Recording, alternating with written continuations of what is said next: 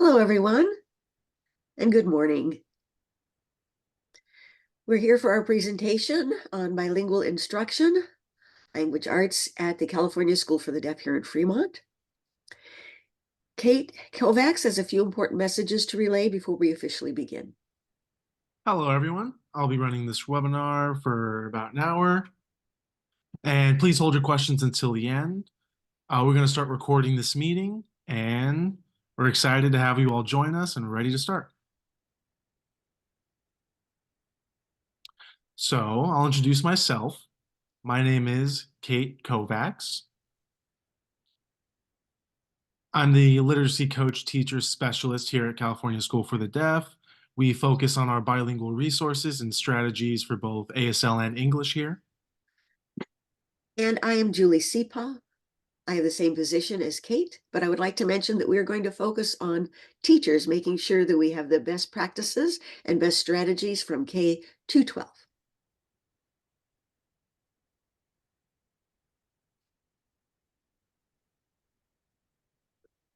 So what we'll be discussing throughout this webinar, and I want to make sure you all understand the bilingual language arts. The abbreviation is BLA. And we have three parts to this webinar. We'll be talking about our philosophy here at CSD and the approach we use with our students in learning language, learning ASL and English specifically. Also, we will also talk about literacy continuum. That one we'll be focusing on three parts. It has many parts, but we'll be focusing on three. We'll be talking about how we set up our lit centers in our elementary department and what we do with our bilingual grammar curriculum, or BGC.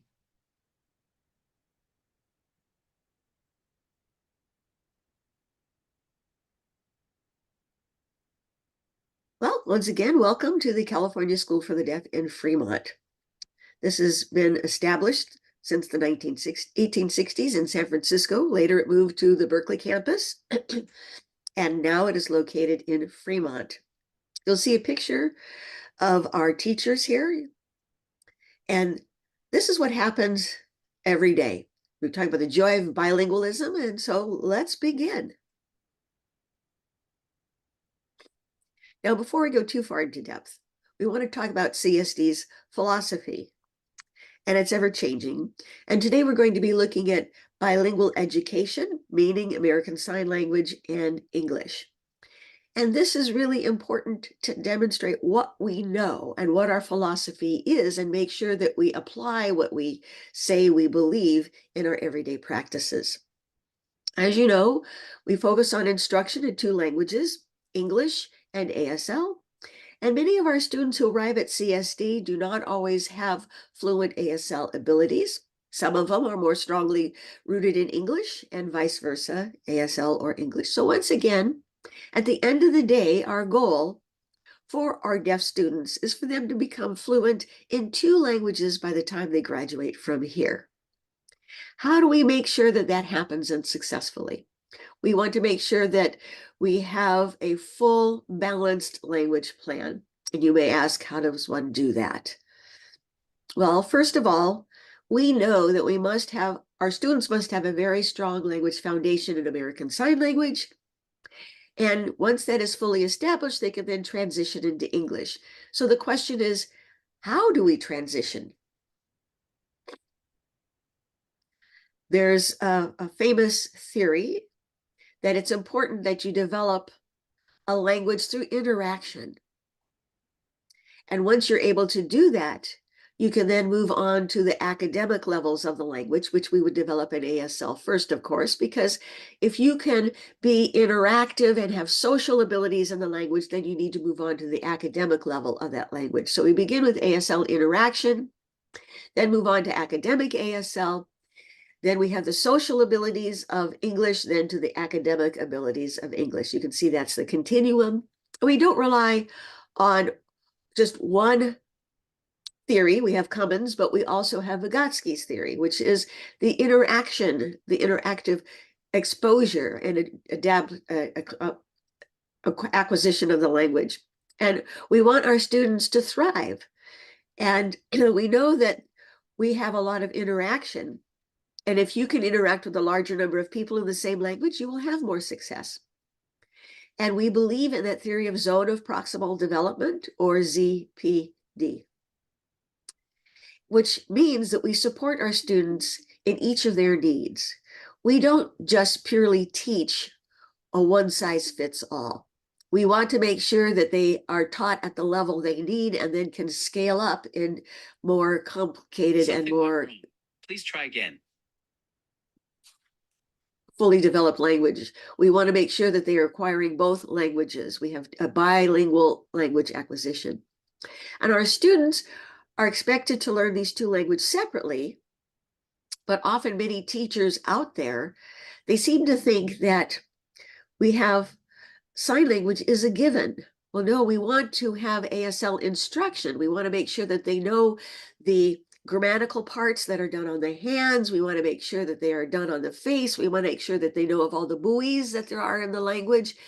So the languages are not the same. We want to make sure that we distinguish what the parts are that are similar in theory, but not in production. So we look at both parts of the language. And of course, we don't expect our deaf students to immediately acquire both languages at the same time and at the same pace. We know that some students begin with ASL and are, not quite so confident in their acquisition, and then eventually can graduate up to English skills. But we know that it takes 3 to 5 years for students to acquire a sufficient language base and development. And we know that it takes a good foundation for them to foster further language development and acquisition. Now we're going to apply this to our literacy continuum. Right, our literacy continuum that we abbreviate to LC. We'll be discussing that. We've been discussing that with our elementary teachers the last few years, and really talking about how students can develop their ASL and English skills in the classroom. We really emphasize our use of Fountas and Pinnell, their work. They have a book related with the literacy continuum, related with various things such as reading and writing activities. And so that's perfect for us here. So as you see on the green column, I'll abbreviate Fountas and Pinnell to FP. This is their, and so they have different English curriculum or things to follow for these activities in English. And on the left are the ASL, or the white column. And so you can see the words are slightly different. So on the first one there, we have read aloud and literature discussion. And for the ASL, it's different. It'll say viewing. And so we also have shared reading and shared viewing. And ASL will be watching videos. And so in the videos,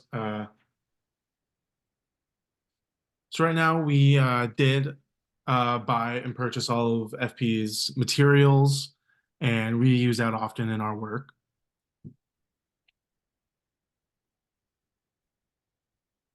And before I show you the next, you might go back really quick. And we'll be discussing 3 components. As you can see there, we won't be talking about all of it. We only have an hour. Like, we could take weeks of training and practice to explain all of this to you, but we'll be focusing on 3 different components. So Fountas and Pinnell have various resources, as you can see here. They have book clubs, they have guided readings, all the various things that you see here. They have a lot of different resources and materials.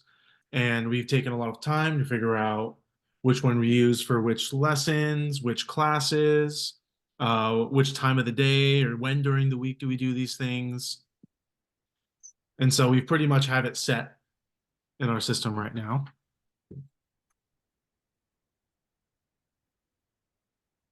Just to clarify the role so it is not confusing, as we mentioned, we are strongly based in a bilingual instruction program.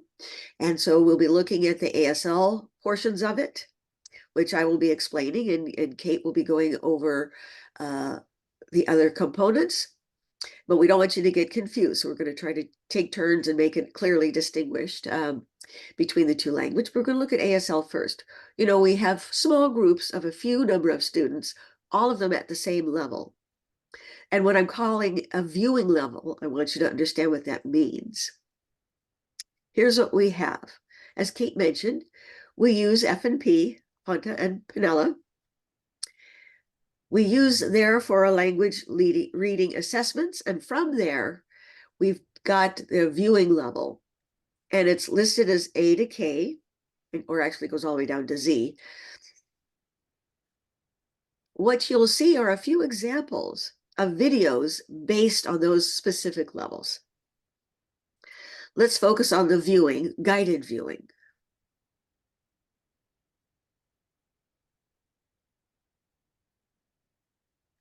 When we do a viewing, a guided viewing, we always do storytelling in sign language separate from the stories in sign. By that, I mean you're signing for the words in the book, which we will do at another time. Let's focus on the storytelling. And many of those are stories that have been passed down over the years. For example, genres such as poetry and humor and so on. And we have this about 45 minutes a week, about 4 times a week, various teachers.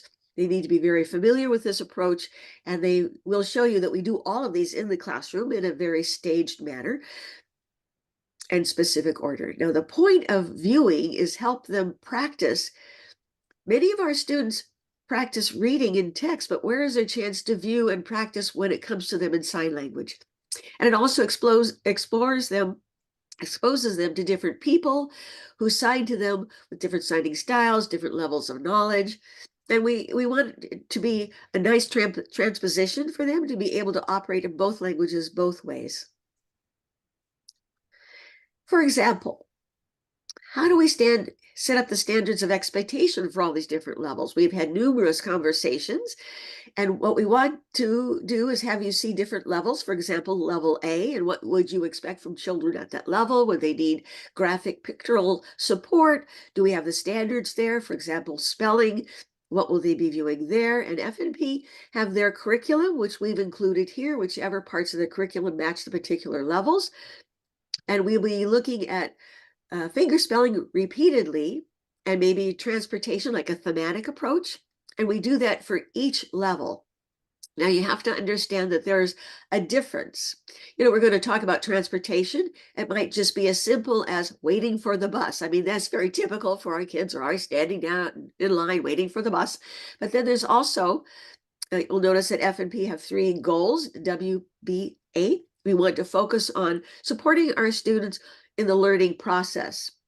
With a W, we're talking about what's happening in the video. What is it, just as they would do in a book? B, need them to make connections based on their own personal experience so things are relevant. And then the most challenging part is how to apply it to the real world situations. Like, what does it look like from various perspectives? And so we're also trained to make sure that they are aware of the different ways to learn about these, meaning video and text. I want you to envision what's happening at the A level. So what does that look like for B? Let's see what's next. Now, as you know here, level B is slightly different and more challenging, and you see what's in bold there. There's a difference in maybe taking on a second character that has a role, so you have to make sure that you know who's who in the dialogue. Talk about transportation, but we might add a train into the mix. And let's talk about level C now, since we're progressing. You can see it's getting harder and harder for them to start to integrate and incorporate classifiers into their sign production. And you can see we've already moved from level A to C.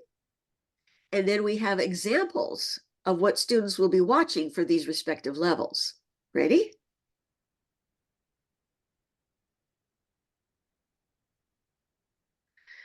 Other 2 children went off to go to school, and he said, "Don't want you to be late."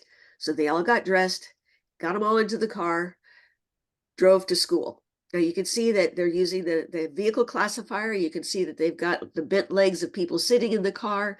You can see we've got some graphics here to support the story in case the students are missing some details. They have some added benefit of pictures. And he's talking about the red light, green light waiting. And you can see that they're weaving repetitions throughout the story. So they get reinforced at various places in the text.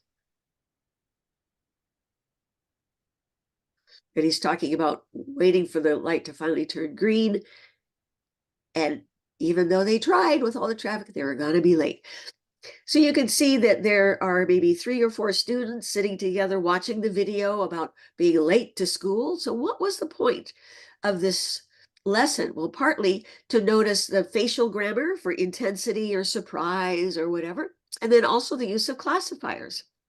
And then another way to show emphasis, one on the face and the other to make the sign production in letters that were spelled out slower for intensity. Now we've seen level C. Let's move on to D. At level D, that's the end of kindergarten level. That means you'll see more complex information now. The language will be more overlapping, more dialogue, more information that's maybe not so explicit. And I want you to see the difference between level C and D.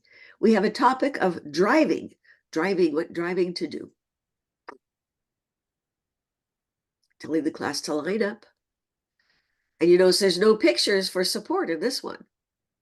They still are using classifiers. They're still describing what to do, still on the theme. But now we've added a topic of weather.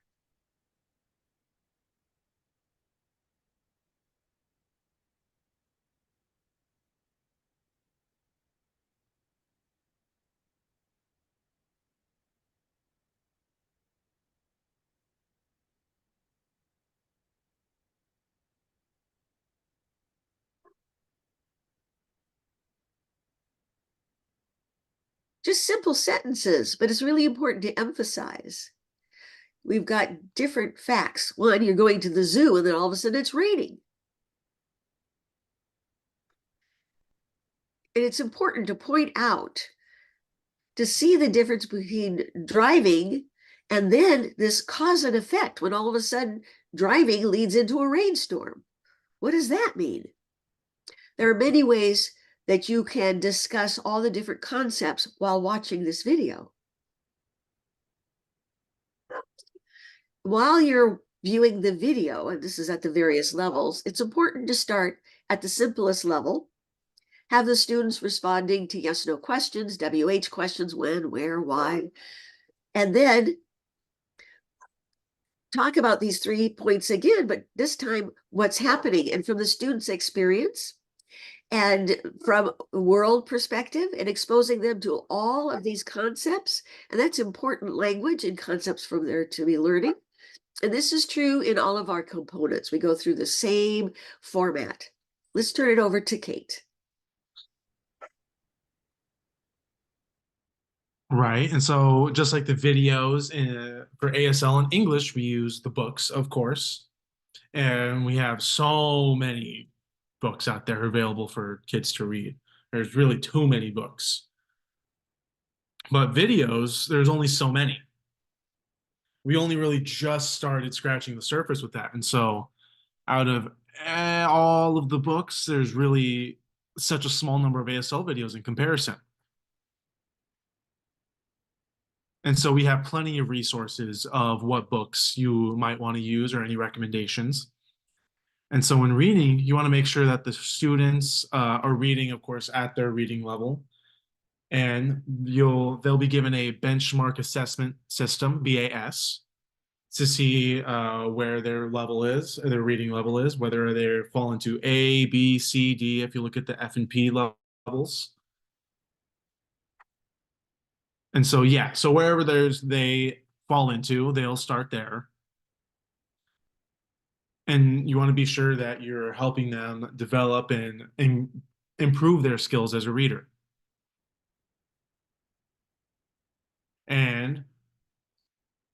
in the classroom, you'll have students who are in each group, and you want to try and group together the students who are in the same reading. So you don't want to do all together because some students have more improved or more developed reading skills than others at the time. And so you want to try and keep them together. And you'll notice that in that one group that are at a more similar level, and you'll notice in the different groups, they often play around with the discussions, and that's why we use the literacy center at the end of this. So now once you have the students for that are in the same reading level in the group, so while they do the reading, it starts to get a little bit more complex. Maybe they find words that they're not unsure of, and they'll keep note of that and put it up on the board. And they can ask the teacher which words they want to review. And the teachers can also use that to figure out which words the students are more familiar with and know which ones to review and notice any patterns. And it's important to have the material be more challenging as you go along. And typically it's about 15 minutes. You'll read one story or one book, have a written activity related with the book after. And so you want that to be about 15-minute activity.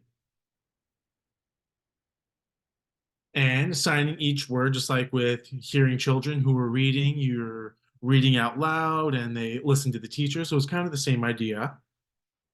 And suppose you have 2, 3, or 4 students signing at the same time. That's okay. Go ahead and try your best. Get as much as you can. And suppose that maybe one student you notice is completely deviating from the story. Maybe you can have the other students pause and have that student go through that page again, and maybe read quietly while watching the student who they felt was deviating from the story.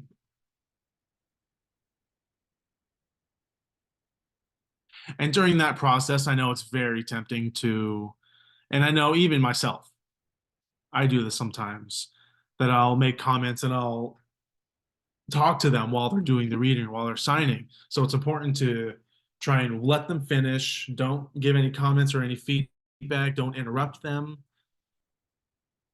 And try and correct them. Let them go through the process themselves. And then once they're all finished, now we can discuss. And then you can go back and then show them and expand and see where they're comprehending. And the same as before with the guided viewing. So with the guided reading, you'll develop questions such as yes or no questions. And in English, just like ELD, English language development, you can do yes or no questions. You can do the WH questions, who, what, when, where, why. That also follow the WBA from the F&P curriculum earlier that we discussed. And then once you go through all the questions on the next day, you can go to the second book and then repeat the process. And so really the difference between the two, there's not much other than watching videos for ASL or using books for the guided reading. It's important to keep improving and have the students move up to the next challenge and keep going through that. And then the next slide.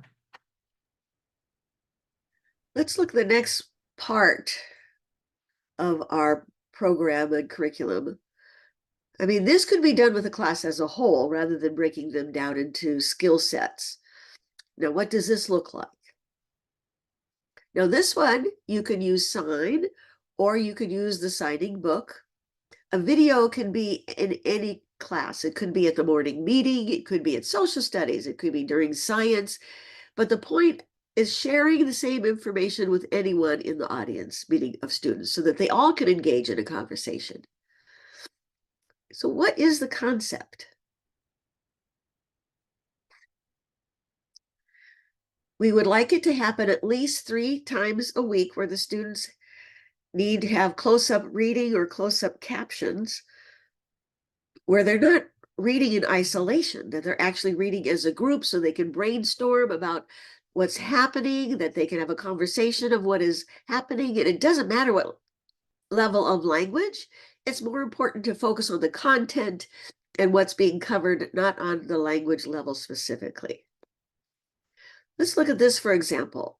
They're going to talk around Laurent Claire, and you're going to watch it the first time.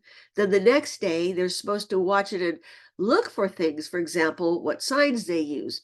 And then on the third day, they might say, well, what's the point of this video? They don't engage with it just once. They're engaged with it more often and more closely so that they have developed a closer level of reading skills.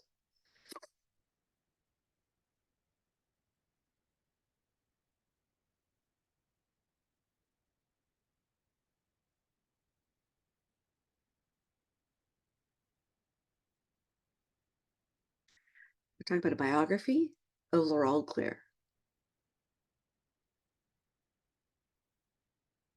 He was born in December 26, 1785 in France.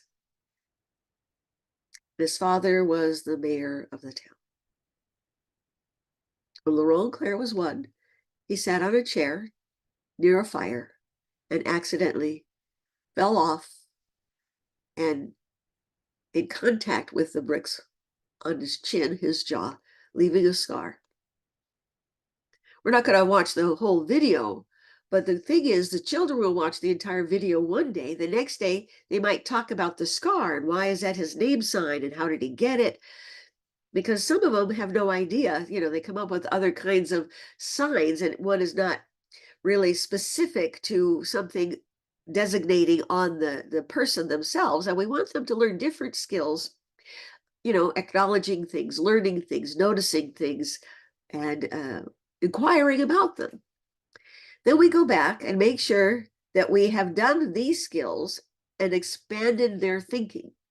And the goal is to make sure that their thinking skills are established in both languages in 3 different ways, the W, the B, and the A.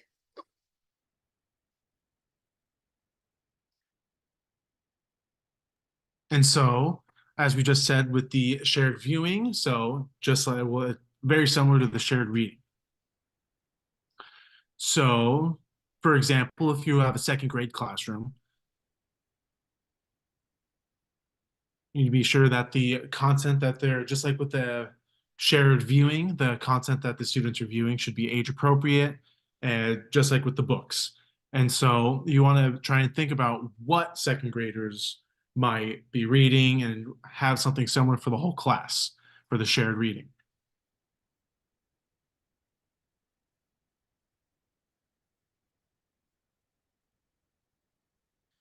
And now on this chart, it's easy, to see. We recommend to use a board or like a PowerPoint for the book because it's easy to be able to sign and then have the book behind you as a reference.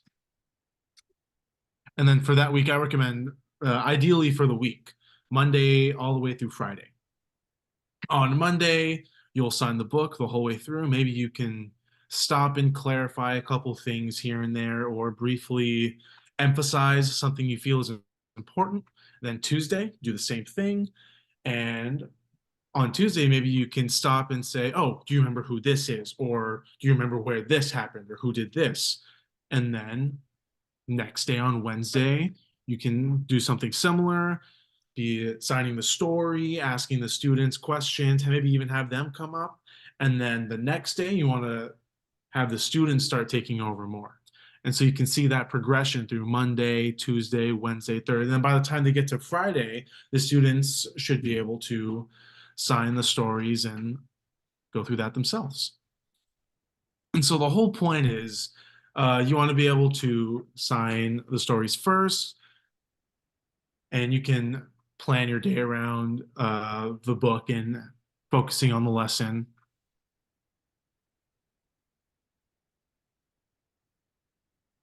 For example, if I'm using The Mitten by Jenny Jackerson, we'll show you just a brief clip of it, not the whole thing. It's a long story. But for example, this is something that you could do on Monday because this book has many different animals. And so I'll go ahead and show you the mitten. This is the story.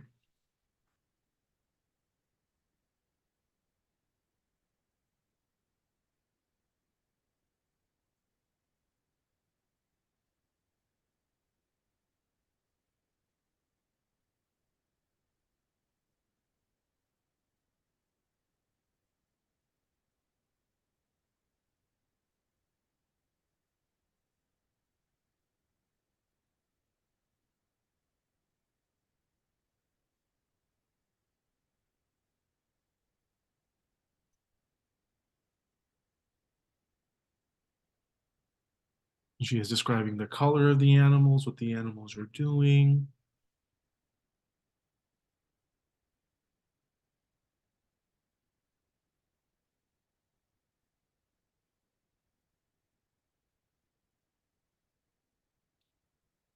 And so what we saw there is the emphasis of the expansion and really explaining the orientation of like how they get into the mitten. You see all the various features that are used. And there's a lot of information that you can get from just the one book, from just a couple pages, even. So it's really good to take advantage of that opportunity and expose these students to some of these concepts. And now, suppose you do the mitten story, for example, and you go through the whole week and say you're doing 3 days. It's better to try for 4 or 5, but for example, for this example, let's say you're doing 3. And so the more you go through the story, even if it's not a second grade level, but it's important to expose them because they deserve to know the story and deserve to know the stories that kids their age are also reading. And that also gives them an opportunity to play with their classmates and make connections with other friends or other kids the same age. And so this is one example that we use from a first grade class from a story called Rough Faced Girl. And they did go through the whole week, Monday all the way through Friday. And so this is what it looked like on Friday with the students signing. And I also want you to take note that the students aren't reading off of the board. They already know the story and they're telling the story for themselves.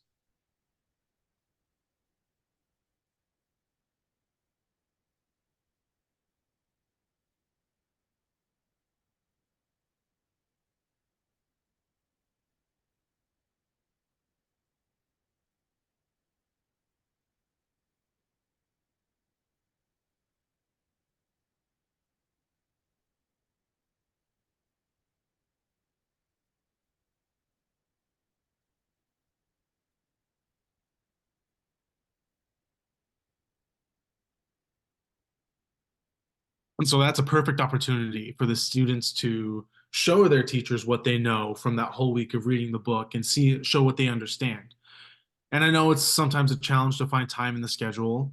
So it's important to try and incorporate this into your schedule every so often.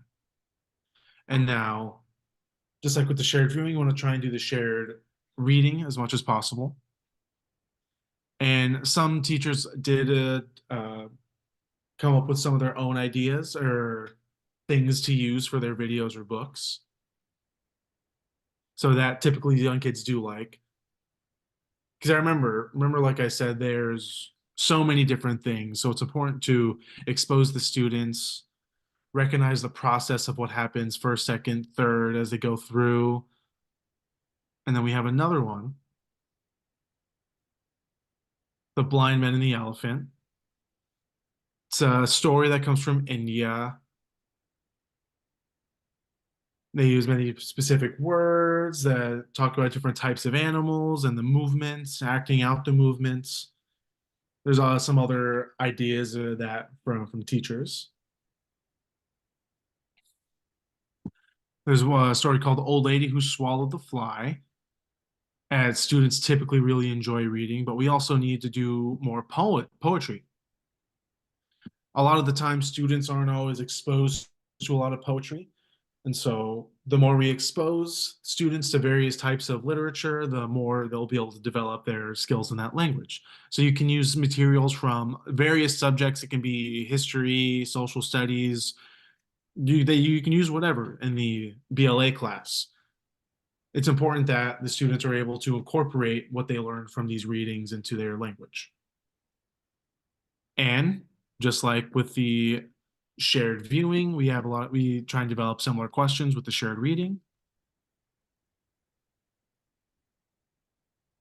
Now, if you noticed, they're very similar, even though they're different languages. You can look at the list and they're side by side. They're there. We're exposing students to both in different ways and in different proportions. So, what is really different? With reading, we encourage the students to have access and reading that is supported by the teacher using sign language. And that can be a challenge, but we support them so that they are able to get access and then move up in difficulty and become more and more independent. Some teachers seem to think you provide students material and they're already independent, but we know that they needed to be guided at first. We want them to be able to handle the material so they can engage with it more, so then they are more motivated and thus make progress through the F&P chart. And the same thing applies to shared reading. You give them complex texts more than they're used to, but through supported reading, through their peers, through teacher assistance, the teacher reads it first, then the students are able to read on their own, and then they're read collectively, and then they will read the book story all the way to the end. So we have our instruction through guided and supported by their level, by the teacher, and the students that are able to build up their reading strength with this type of approach.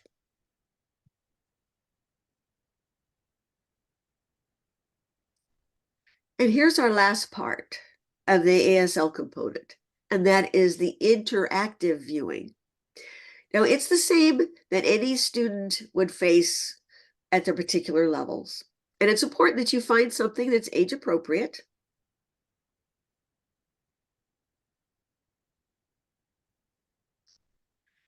The teacher guides the discussion. It is viewed through sign language, through storytelling, any topic. It typically, the convention is like 4 times a week. And, we see that happen mostly in our morning meetings, or sometimes when we have circle time, or if we call them together because something of importance happened, and then we discuss it, and it's about a 15-minute discussion. We would like that to happen on a daily basis. And the same concept applies like the book club, but we also have a video club. If you think about a book club, just turn it into a video format and you get your video club with the same type of concepts and expectations. Now, this happened in kindergarten. What does interactive look like at this age? I'm not going to tell you. You watch for yourself. It is so cute.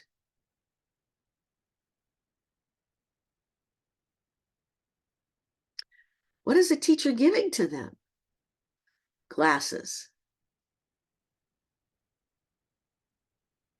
And the student has a choice to pick one of the colors: green, orange, yellow, red, and so on.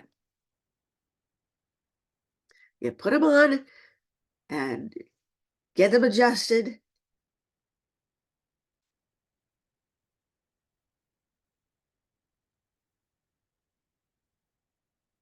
The boy's on a boat, sitting on a boat. What does that mean? Watch what he's doing.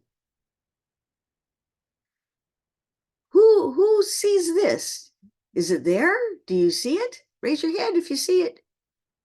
Well, then come up here. Which picture has that in it? This one or this one? Go ahead and circle that one. So you see, they put on their glasses. When the teacher gives them glasses, they know it's time to watch something. So put on your glasses and watch. Kindergarten, it's hard to keep them focused and attending for a long time. So putting those glasses on is a way to focus their attention. So we want to make sure that they're paying attention to know what the content is, and we want them to identify different parts of the story so it brings them more in focus. And then you know they're even more attending. And then you build their attention span that way too. So that's the point of this lesson. It's really cute. But you get the idea of how it can be interactive, by simply putting on a pair of glasses. Not just teacher guided, it's student guided. And sometimes we let them take turns.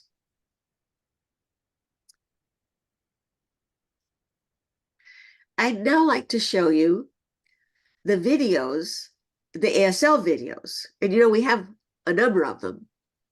But some of the issues we've had with them are about quality. We may have a lot of videos, but not so many of quality. So here at the core department, we've created videos. Not created. We created some and then downloaded some that we felt were of good enough quality that you could share with your students or your child. You can visit the website and then just go all the way down. And at the bottom, you'll see Core Learning Channel. And in there are other options for you that are perfect for interactive viewing. Let me show you just a brief sample of what this looks like.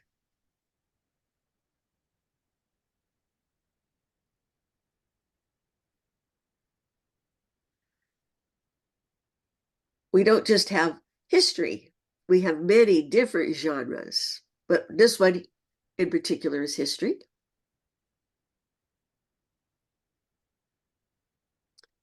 We could talk about religion.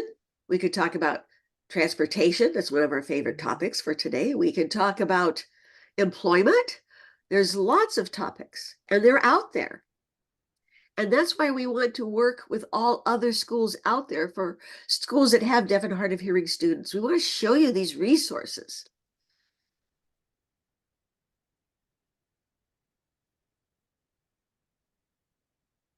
Now at the top here, you'll see there's different subjects. For example, we've got the Latinx and Hispanic resources.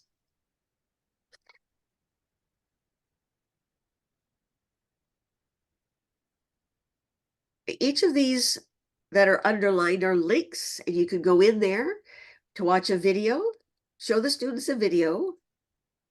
And we have several teachers concerned because they want to show videos of themselves, but they're not as skilled signers, but they want to show the students signed videos. So that's fine. You can use these. Now, if you want, click on our school website, click on Core Learning Channel. It's at the bottom. And we are going to share this with you, this presentation with you, so it'll all be there. But this is our presentation.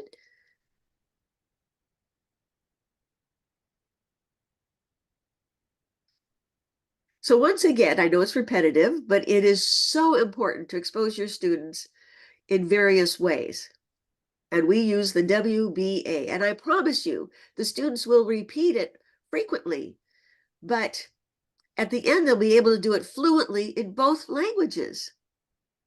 We usually start with the W's, what the story is about. And some people seem to stop there. No, but we want all the students engaged, and we want them all to be able to take advantage of that.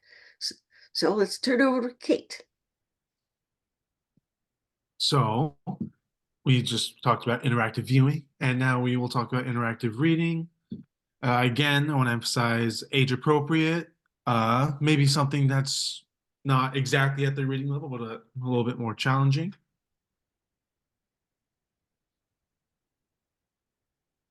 And you see where it says story signing. And then the other one says story signing and storytelling. I want to make sure that those are separate, because story signing is signing, taking the text from the book and then signing all that information. And storytelling can be stories that have been passed through families over generations, or like even what happened this morning going to work. That's also a story. Or even talking about what you're going to be doing over the weekend. But there's no sort of taking from a sort of text. That's where the story signing is. And so throughout the week, doesn't matter which subject it is. It can be in the BLA class, can be in social studies or science class. And this is an example of interactive reading where the students are watching Pillow War.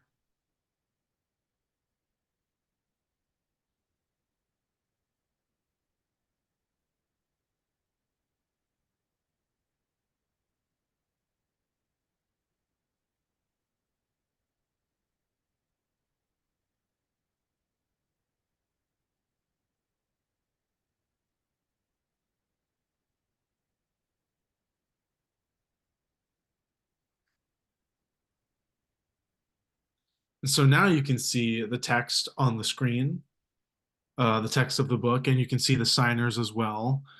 And it's important for the teacher to be able to clarify some stuff from the book in their signing as well, and incorporate the comedic parts of the story, talk about what different things mean, such as the pillow.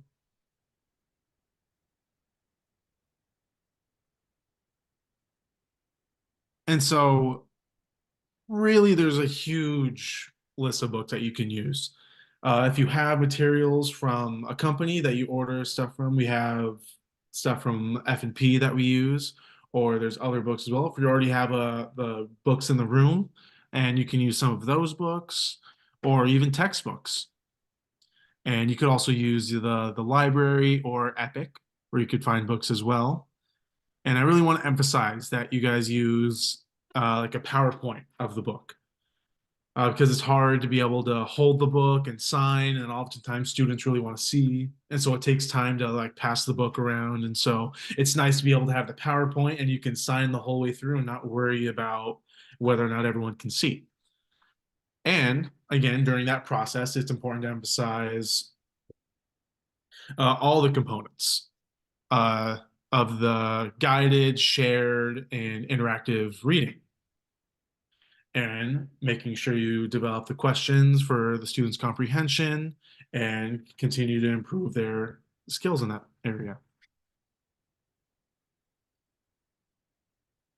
And so it's the same thing. The main difference is one is they're watching a story, and the other one is they're getting the story from the book. Uh, because they're, remember, the story signing and then the storytelling.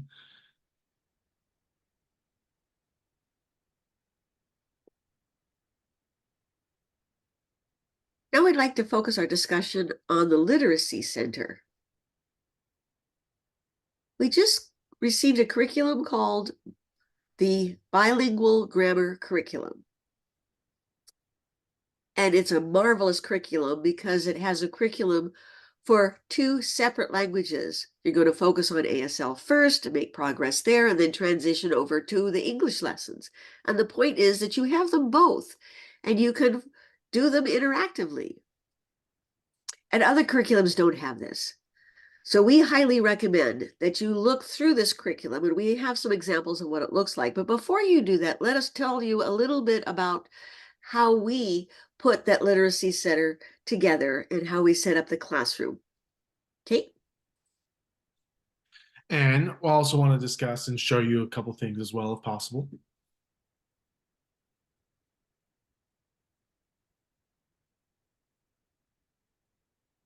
Each classroom in the elementary department, middle school, and some high school, oh, and the ECE department as well, they focus on reading.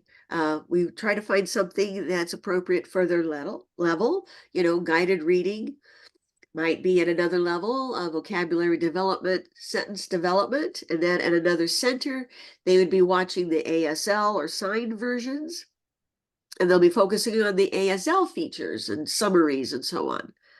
And sometimes we have a fourth center most teachers don't prefer, and that's the independent center where the students are supposed to do the assignments by themselves. And often that's a challenge because they might interrupt the other one and say, so what are you doing? But really we want them to practice. This can start as early as kindergarten and first grade, And by then they already know what to do, and then there's not much more instruction about what to do after that. And not often, but often students need teacher support. So you have to have enough people for the stations working with the teacher with the reading. You might have a teacher, some adult there, you might have a teacher's assistant, and they can take turns at the stations. And then on the third one, depending on the content, they might be able to work on that component by themselves. And I'll let Kate describe that in further detail.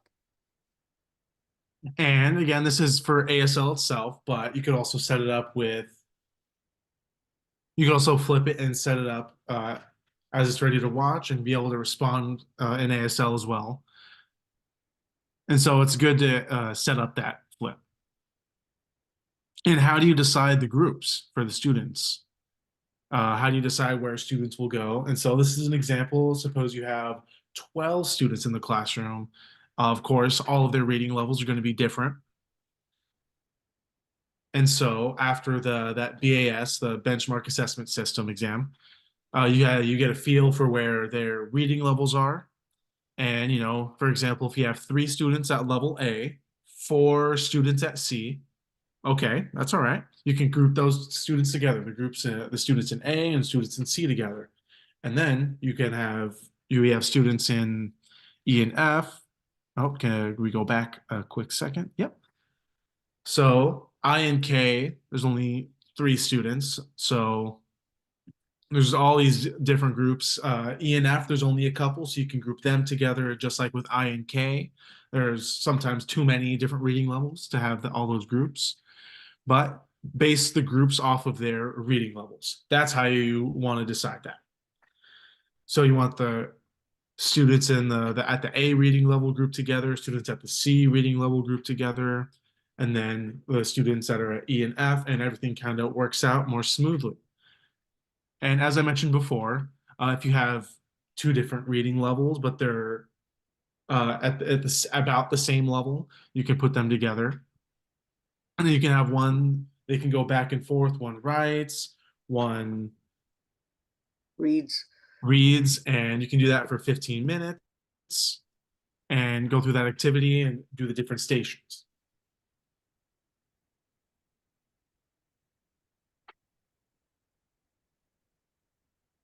Now, this gives you a sense of what it looks like in the teacher's classroom. We have these 4 centers, and there's different examples of what these might look like. We have done this format with the teachers to remind them that there's certain ways they should do it in case they stray from the plan. We want to remind them that this is the way to do it. Now, if you want to apply this in your classrooms, you should, because it's great to do this with your students, especially for bilingual language acquisition.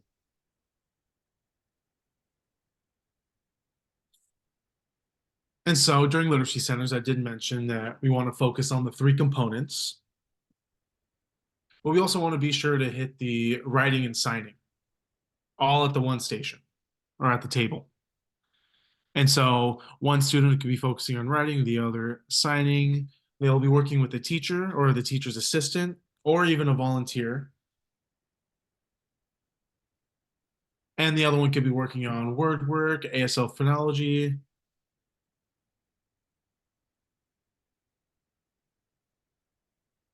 And so that kind of gives you an idea. This kind of gives you an idea how to develop a schedule, during which time to do the guided, the shared reading, how when to apply the BGC. And so this is kind of a general routine that we have.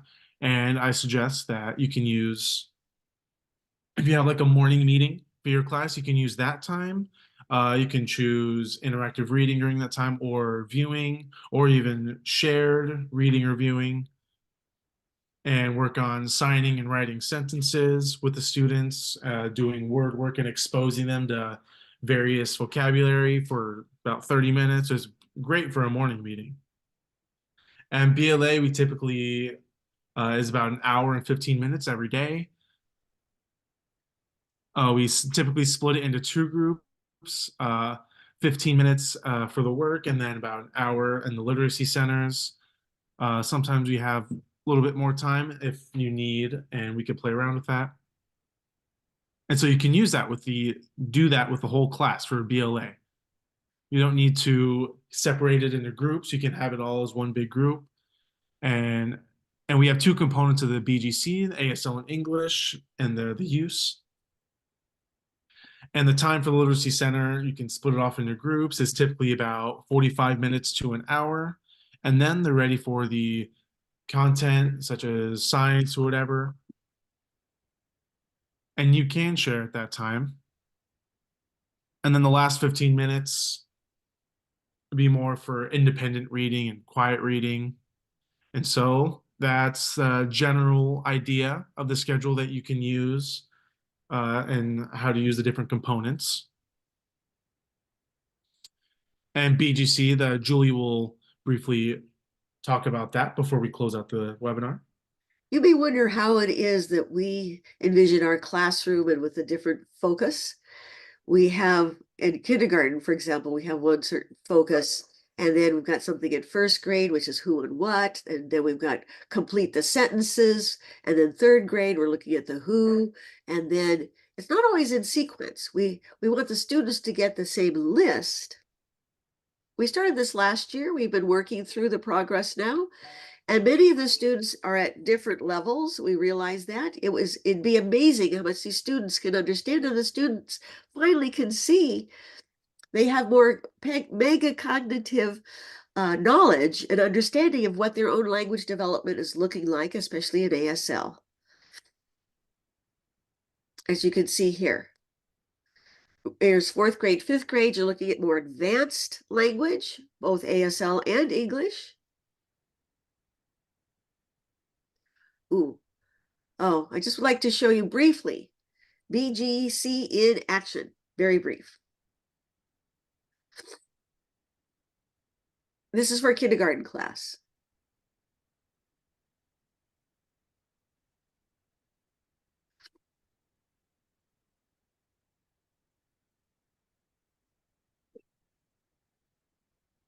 You can see how the teacher is guiding the students. And you can see this is the signing part. And then the students will respond. And you'll see later, you'll see the map and all that where she's stepping, how she's mapping it onto the area in front of her, and then the video. My brother swims. That's what happens when they have a car. Then asking who does what, and then you stand in that square. What's in that square? This is what happened. This is the swimming square. Oh, we're out of time, but the most important thing is the concept of ASL begins very simply, but the students can quickly understand, and they do have ASL skills. So many places, they look at English first, but they should look at the native language development first, get a strong foundation there before they move on to the foreign language, meaning English. And it helps them become better critical thinkers. And the actual goal is to have students become balanced. Literacy is fluent and balanced in both languages. And this comes because we have a balanced bilingual approach and use in our classrooms. And in closing, we want to thank you for coming to our presentation today. And if you'd like more contact, more information, we're happy to provide you training, consultation, more examples, because it's all about our deaf students. And do we have time to answer some questions? Yep. We have 2 or 3 minutes. I see we have some questions too. We'll be sharing this PowerPoint. Yes, we will be sharing this PowerPoint. We have on our learning channel, we have our webinar page that you can look there. It's not just today, but we'll also from past webinars, and we'll be putting all that information in there, so you can go ahead and look there. And another question is this only for deaf institutes? No, this can be applied to many settings, such as mainstream schools. You can use that in the mainstream classroom and figure out a way to set that up. You can gather resources from your principal. And I think that's it. And I don't think there are any other questions. I do want to thank you all here and thank you, Matthew and Patty, for being our interpreters for today. Have a fantastic day, everybody.